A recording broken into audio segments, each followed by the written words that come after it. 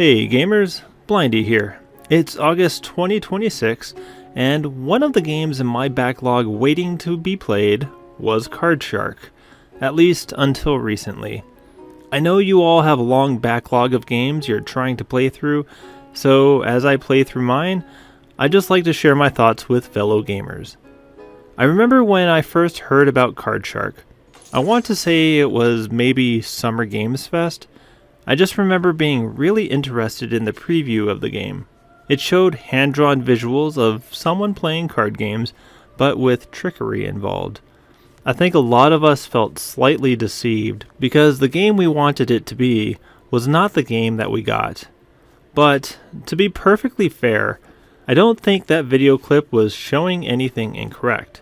It's just the gaming collective wanted to be able to play card games against each other with the ability to cheat. So that's what we were hoping for. Instead, it was a single player game, and you aren't really cheating at card games. I will go into more detail about that later. That said, while we didn't get the game that we wanted, the game that we got was actually quite good, as long as you were able to change your mindset from playing a card game to playing something more like a puzzler. Card Shark released back in the dark COVID years, back on June 2nd, 2022. It was developed by Nereal, whose only other claim to fame is their Reign series of games, if you're at all familiar with those. It was also published by Devolver Digital, which has a well-established history of picking up games that do well as indie titles, games like Cult of the Lamb, Enter the Gungeon, Hotline Miami, and so on. You can find this game on PC and Switch, but not the other major consoles. I played the PC version on my LCD Steam Deck, and if you're looking to pick up this game, standard price is $26 Canadian, and when it goes on sale, you're looking at 70% off, putting it just under $8, which makes this a pretty appealing game for a low price, if this is something you're at all interested in. You're recommended to have just 2 gigs of space available on your system, and my Steam Deck says that my install was 1.26 gigs, so a tiny game all things considered. There are multiple difficulties, and like usual, I played the most normal difficulty for my first time through, which in this game is called the Gambler difficulty. This title is verified on the Steam Deck, and I was able to get about 2 hours of game time per charge, which puts it about where I would have expected it. Sure, it would have been nice to get a little bit more per charge, but this game does well. So before my full review, let's look at how this game is scored by the critics. On Metacritic, this game receives an 80%, and on Steam, over 900 users have given Card Shark an 88% approval rating. So, generally well regarded, but not quite universally loved. And this game does not have an ESRB rating, from what I can tell. There is really mild violence and there's simulated gambling, but it's definitely not real gambling in any sense of the word, because there is literally no actual card game being played at any time. This game theoretically should take you around 7.5 hours to play, according to how long to beat, and I was able to complete it in 9.5 hours. My extra time playing probably came down to one scenario, which I'll discuss in more detail a little later. And now we switch gears. I'll start talking about the game and my thoughts on it, but I need to let you know that this game is a story-heavy game.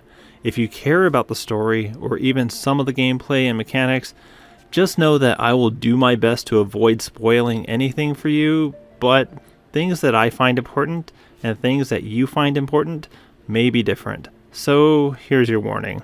Potential spoilers are ahead. It's the early 1700s in France, and you play as Eugene, a servant that is unable to speak. The mistress that you work for is hosting a card game, and one of the invited guests is the Count, Le Comte de Saint-Germain.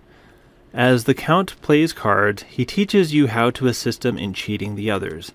One of the players gets suspicious, goes to shoot the Count, and as he is being fought off, fires a shot, which hits the mistress, killing her. The Count suggests that the authorities will be coming shortly and that Eugene is now involved, so it would be wise for him to leave as well. As you leave with the Count, he says that he likes the potential he sees in you and that you could do well playing cards while using your skills to cheat your way to a profitable future.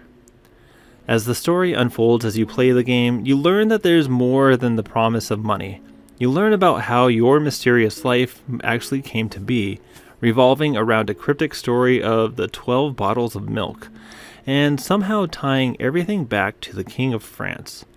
And as you play, you learn new skills and cheat your way to some of the most prestigious card tables available, eventually meeting up with the king himself and unraveling the story of the 12 bottles of milk and how your story is tied into it all.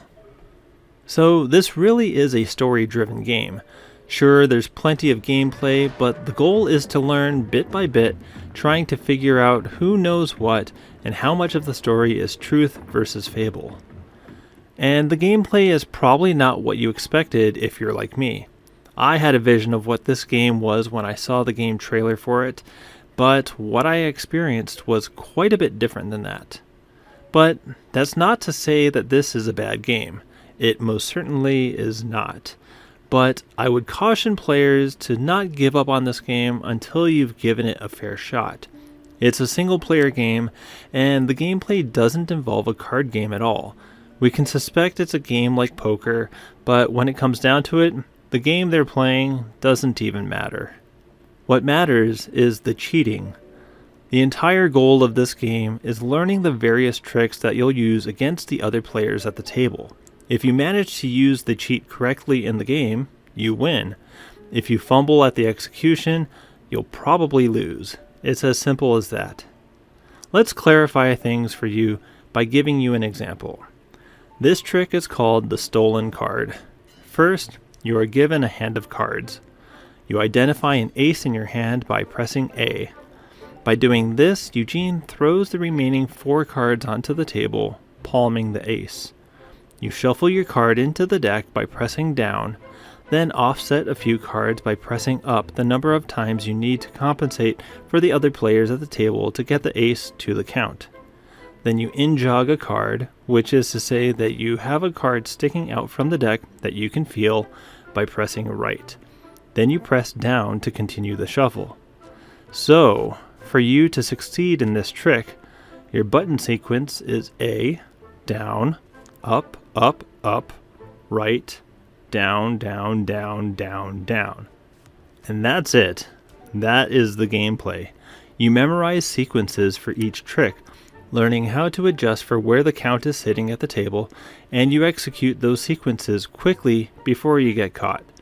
So, to me, this game feels like a series of mini-games.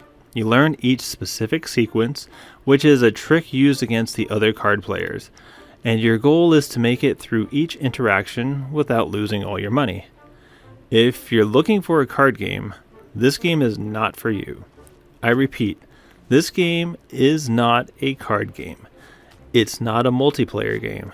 It's not a game about deceiving other players in a real card game.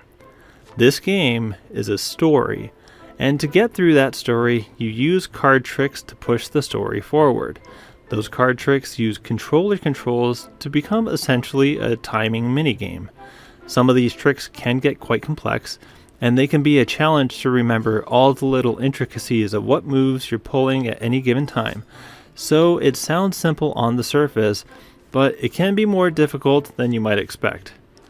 And once I wrapped my head around how this game played versus how I expected it to play, I found it to be a lot of fun.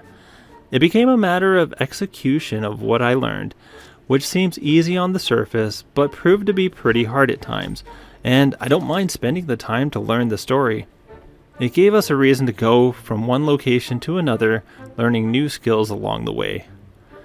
The gameplay is on a map of France, and you choose your next location that you want to visit. You transition to a cutscene, where there's a bit of backstory as far as why we're going to this new location, and then the Count will teach you a new trick on the carriage ride.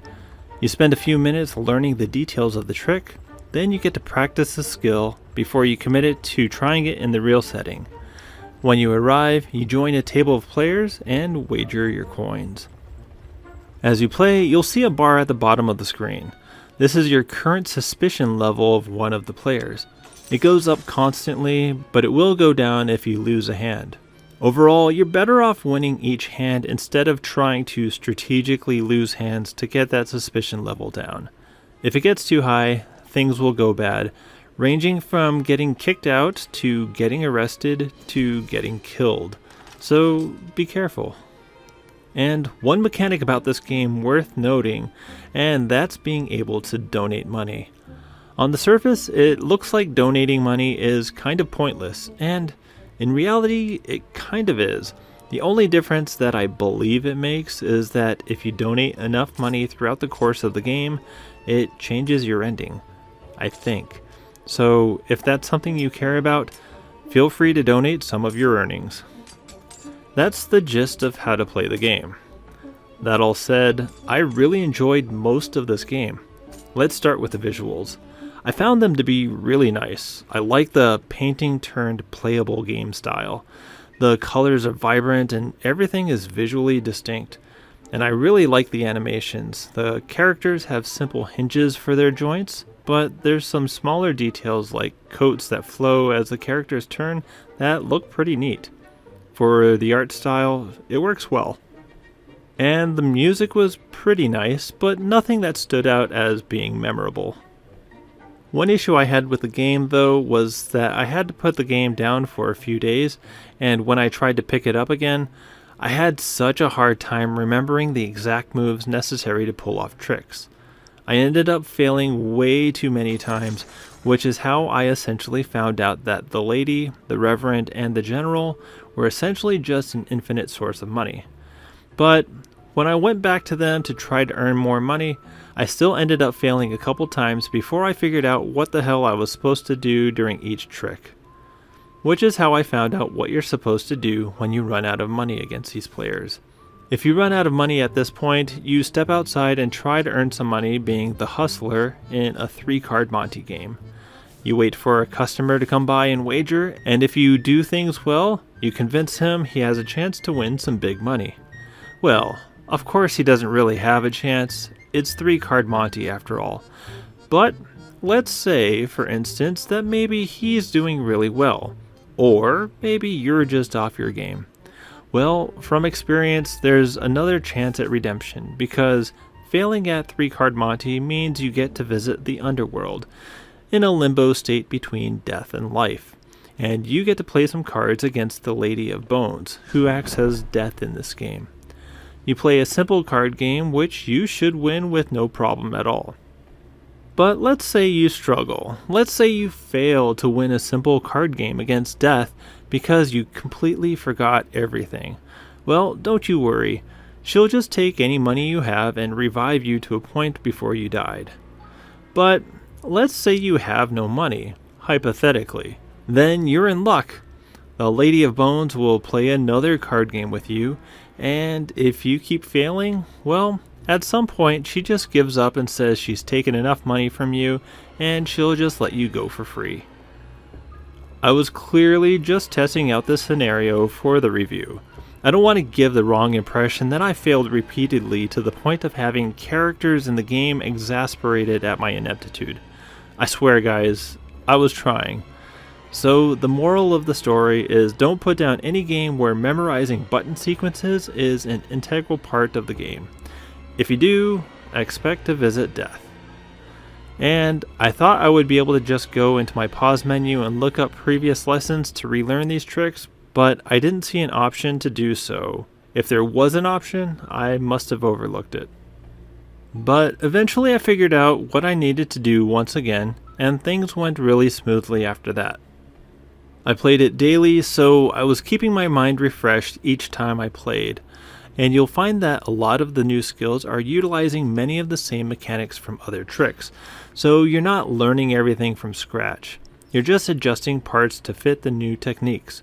So doing things like setting an in-jogged card is always the same, shuffling is always the same, adjusting for where the count sits is always the same, and so on.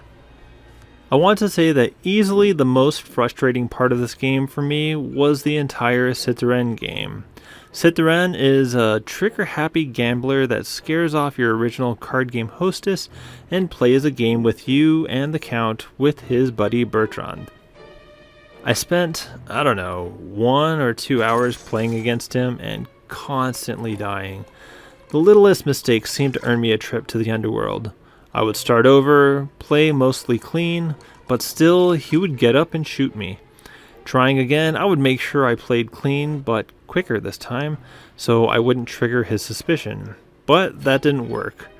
And one game I played about as perfectly as I think I possibly could. I had plenty of room left on the suspicion meter, I took most of his money, I didn't fumble any of my inputs. Then he stood up and shot me. I was getting to the point of quitting. So I looked it up. There were no indications in anything that I did that would suggest I needed to change course. But I needed to change course.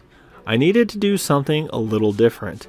So I won't tell you how you need to resolve this, as I don't want to spoil the game or the challenge for anyone. But if you play this game and you get stuck in the same spot, don't do what I did. After a couple tries, feel free to look it up. The solution makes sense as an option, but there's nothing that really indicates that you should solve it this way, which may cause some serious frustrations for people. Get past that spot, and the game flows pretty smoothly after that. And I think those are most of my thoughts. This feels like a short review. If you allow the story to develop and it starts to grab you, play it to the end. You'll start to get into the entire 12 bottles of milk mystery, how the royal family is involved, and how your character is central to such an odd story. So, let's ask, is this game one that I would recommend? If you're not expecting a card game, and you like story-driven games, then yes, I would recommend it. It really is fun when you start wrapping your head around the mechanics of this game. Surprisingly, it is not easy. The more complex tricks at the end of the game can be a real challenge to get each and every step performed cleanly. There are a lot of ways to mess up, and you will certainly mess up. But that's the fun of the game. It's getting these tricks down to almost muscle memory. It's remembering how of the 25 or so tricks you learn, which ones do what, and managing the sequence in your mind each time. You can be 5 to 10 minutes into a game and just managing to play quickly enough without getting too much suspicion on you. There's some tension here, and that makes this game kind of exhilarating to play. And this game has a little bit of replayability too. There are actually difficulty levels, so you can crank up the challenge if you want to attempt to do so. I definitely recommend the normal gambler difficulty to start. Once you play it through the first time, you'll know exactly what to expect with the more difficult challenges. And you can also get multiple endings, though to be honest, you don't need to replay the game to do that. I think the different endings are only affected by choices at the end of the game, but maybe I'm wrong. I'm not real sure. Okay, time to score this game. Card Shark gets a 9 out of 11, 82%. Like I said, I had some real fun with this game. It just took a little bit of time getting to that point, mostly because it delivered an experience I didn't expect. But it was a good one. I had a few issues, and if it wasn't for that Citoyen game, I probably would have liked it even more. But I don't know, maybe it was a failure on my part. I still enjoyed this game, and I think a lot of people could like it if you're looking for something more light in your gameplay. And I usually show off the boss fight here, but there's no boss in this game. So let me show you the next best thing.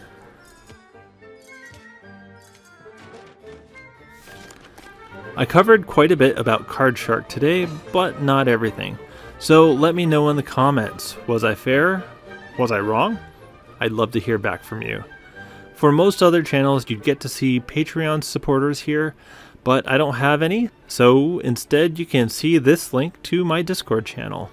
I love a good chat about video games, and you can let me know what you're playing, and I'll let you know what I'm playing, and we can have a great chat.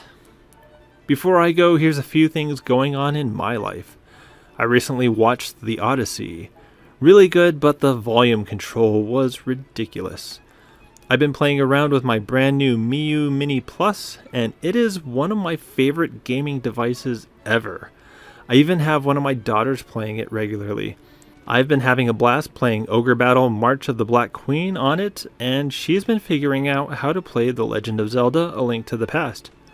On my Steam Deck, I am in the middle of Guns of Fury for a future review. And by the time this review is out, I will have been on a trip for about a week to a lake cabin, which I'm looking forward to. I should also mention that I'm back on Twitter for some reason. Visit me at Blindy Reviews and connect with me there.